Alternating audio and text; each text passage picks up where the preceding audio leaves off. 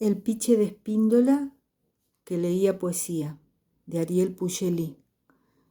Capítulo 8. De cómo un zorrino puede quedar atrapado en la curiosidad. Salvo para buscar comida y resolver sus necesidades fisiológicas, el zorrino estuvo todo el tiempo posible junto a la entrada de la cueva del piche, con la orejita pegada a un agujero oscuro del que salían suspiros, exclamaciones, gemidos, risitas, silencios y silbidos de admiración. El piche había abandonado las novelas.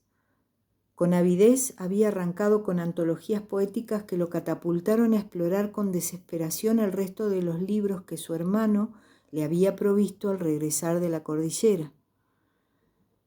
El piche ahora viajaba por el mundo de la poesía. De pronto se subía a barcos, trenes, caballos o espaldas de hombres y mujeres que como él sentían la Patagonia. Aún los poemas que hablaban de tierras lejanas, de culturas exóticas o desconocidas, los que utilizaban un lenguaje muy diferente al que conocía o remitían a cosas que él ni imaginaba, penetraban con su discurso el discurso interior del piche. Se dejó llevar por la música, las imágenes, los ritmos de cada uno de los poetas amigos de su amigo y hermano. Los versos llenaban la cueva calentando su aire, volviendo irreal su luz, deteniendo aún más el tiempo interior del piche que absorbía las páginas con la misma avidez que los vehículos aspiraban distancias en la ruta. El piche se dejó llevar lejos, muy lejos. El piche viajó.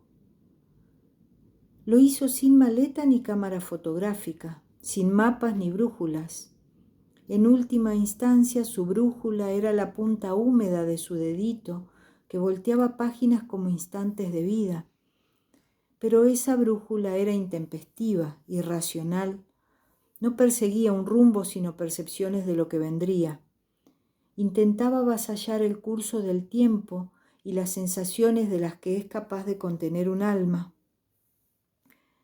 El índice era el ariete que desplomaba la puerta de un nuevo universo, el del poeta de turno.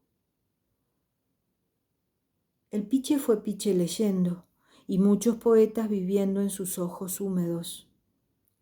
Chupando su clavo, el zorrino por momentos pensaba que el piche estaba loco, por lo que escuchaba. Por momentos se preguntaba qué encontraría en la lectura que lo retenía en la cueva, o qué tendrían esas páginas más importantes que la comida, el sol, el aire, el viento. Yo no necesito eso, se decía, y se alejaba para retozar en la estepa, pero ese intento de reafirmar sus convicciones de que la lectura era algo inútil para él, se desvanecía al reaparecer esa curiosidad que le carcomía las entrañas. Entonces regresaba. Al principio no se preguntó por qué sentía eso. De hecho, el zorrino nunca se había preguntado nada. Era un espectador ansioso por descubrir en qué estado el piche saldría de su cueva. El zorrino era un voyerista, un individuo que disfrutaba observando la intimidad de otros. Eso era el zorrino porque no era capaz de observarse él mismo más allá de atender como si fuera un trámite sus necesidades físicas. Y después de un tiempo, nunca supo cuánto, se sintió incómodo. Percibió que quería seguir escuchando lo que ocurría en la cueva, pero había aparecido una pregunta, la primera de su vida. ¿Por qué? Empezó a sentir que sus días estaban atados a un piche fantasma al que no veía aunque escuchaba.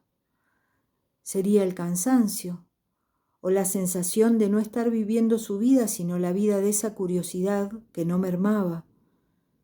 Lo que sí mermaba era el grosor del clavo, al que chupaba cada vez con más fuerza y ansiedad. ¿Por qué permanecía allí? ¿Qué le importaba cómo iba a salir el piche de su cueva? Quería comprender algo. ¿Qué es querer comprender? ¿Desde cuándo un zorrino quiere comprender? El zorrino empezó a sentir estas otras cosas aparte de las ganas de satisfacer su panza y sus vísceras. Y eso lo incomodó mucho, porque con las preguntas no llegaron las respuestas. A la incomodidad y la falta de comprensión le siguió la furia, y a la furia el deseo de borrar la falta de respuestas. Borrar al mismo Piche, a ese que lo había capturado con su naturaleza contra natura, al diferente, el solitario, el autosuficiente, el que dice que viaja sin viajar y que gime, llora, ríe solo, el que le instaló estos sentimientos encontrados y tan molestos. El zorrino le dio el lomo blanquinegro a la entrada y comenzó a escarbar con sus patas traseras con la intención firme de sepultar al Piche dentro de su cuevita. A veces a los zorrinos se les va la mano, o las patas.